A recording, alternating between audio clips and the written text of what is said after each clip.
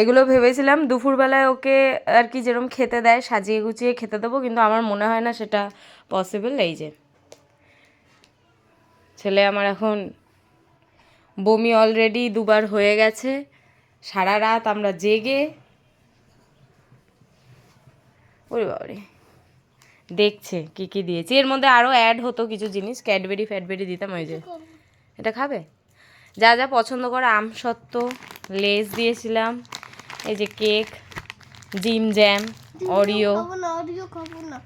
এখন তো কিছুই খাবে না আমি জানি।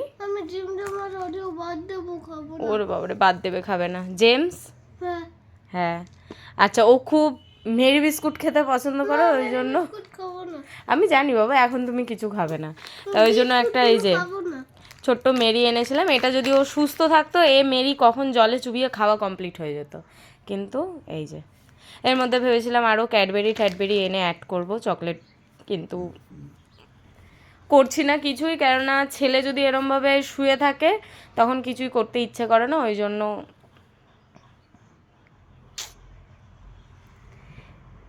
ঢুকু সারা রাত সেই শো শো শো শো বুকের মধ্যে আওয়াজ হচ্ছে।